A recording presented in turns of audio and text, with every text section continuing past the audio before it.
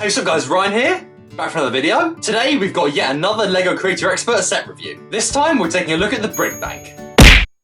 This set was released in 2016 and retailed for £129.99. It contains 2,380 pieces and has 5 minifigures. So those are the stats, let's take a look at the set.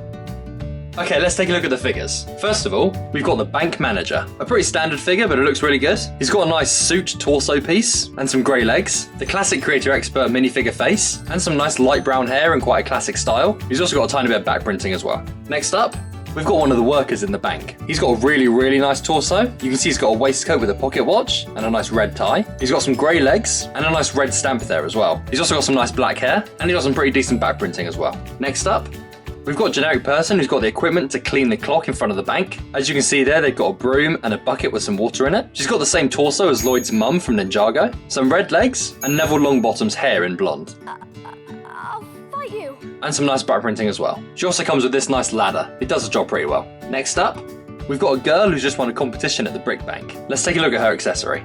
This is an awesome printed piece. 500 studs. Very nice. And this is her figure. She's got a really nice torso with a shiny badge there, and some nice pink child legs. She's also got a dark brown standard hairpiece, and a nice bit of back printing as well. And finally for the figures, we've got this woman. She might be the young girl's mum, because in all the images of the set, she's taking photos of the girl with her camera. She's got a nice pink torso and some green legs, another standard Lego City hairpiece, and some nice back printing too. Now this figure's a funny one. Although she seems to be the mum of the girl, she's also the crook in the set. You get these two pieces with her, so you can transform her into the crook. Like so. I've got to say, the basic Creator Expert minifigure heads, combined with the neckerchief and hat, looks pretty terrifying. I suppose that could be why the figure comes with a camera, not only to take pictures of the girl, but to also take pictures of the bank, so she can figure out how best to rob it. Interesting idea. So those are the figures. Now let's take a look at the set.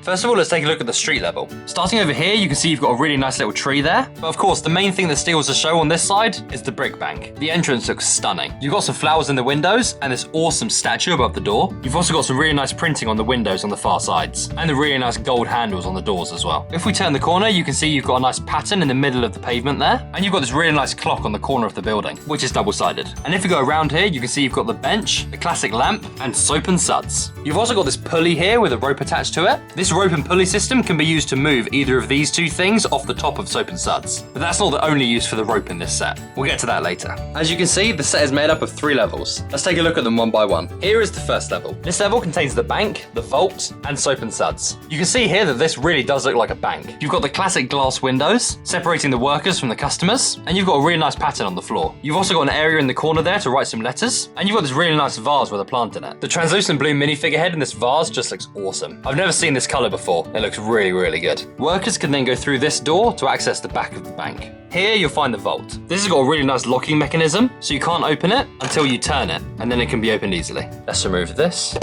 and we can lift this up to get a better look. You can see there's not too much in the vault other than a bunch of money, but you've also got all these boxes on the far side. I would presume they're safety deposit boxes. This can all be lifted out. This is the side that faces the vault. As you can see here, you've got a lot of precious stuff. A gold bar, some jewels, and some money. Definitely the kind of stuff you want to have in a safe. You've also got a nice ability here to withdraw some coins. Once you enter your details, you can slide this out and get access to your money. This also has a double feature as well. This set has a theme of money laundering in it. Obviously because you've got the soap and suds laundromat next to the bank. Money laundering. So as you can see, we've got nothing in the deposit box. If we close that up, we can then put our money into one of the laundry machines. And if we then turn it, it's gone into the safety deposit box. So you're taking your dirty money, cleaning it through the washing machine, and ending up in a bank. Money laundering. If we put this back, we can take a look at soap and suds. To be fair, there isn't really that much to it. It's basically just a table, a chair, and then the washing machines. You do have a clock and a light up there as well. The final play feature on this level is this. This is part of the chimney and goes here. And the whole story is that the crooks are going to go down the chimney and into the vault. And of course, if you go down the chimney, there's this opening here. So that's how they plan on getting into the vault. Let's take a look at the next level. Obviously, the first thing you probably noticed about this level is that there's a massive hole in it. This, of course, is directly above the bank to make the ceiling above the bank really high, which makes it look even more impressive. Of course, I would have probably rathered this actually be filled with content and rooms instead of just being blank, but oh well. I can see what they were going for. Over here, you've got a desk for someone with a typewriter and a nice coffee machine behind him. Also, as another nice reference, what have we got in here?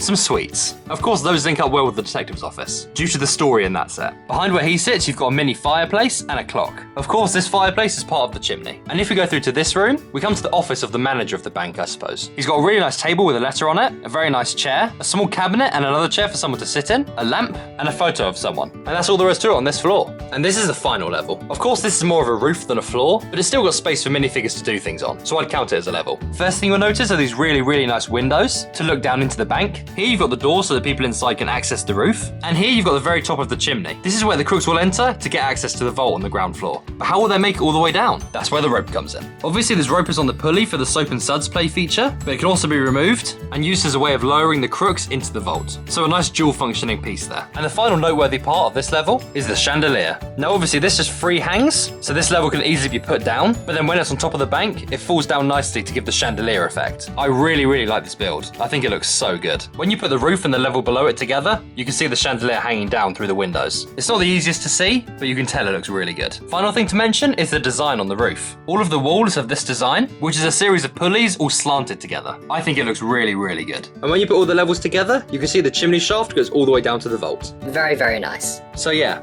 that right there is the brick bank.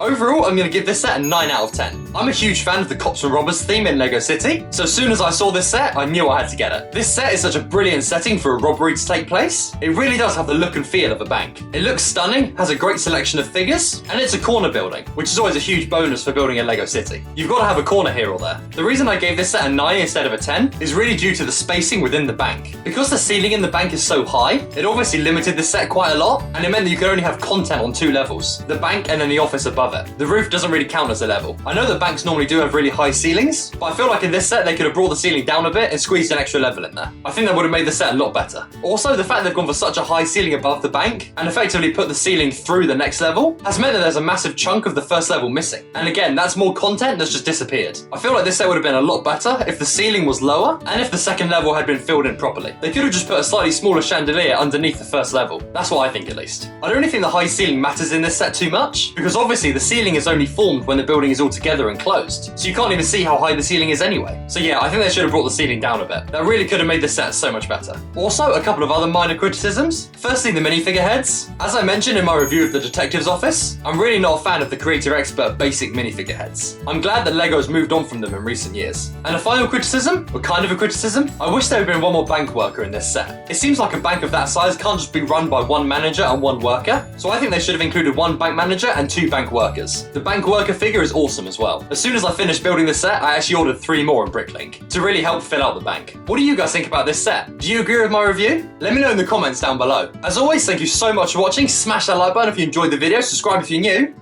and I'll see you in the next one.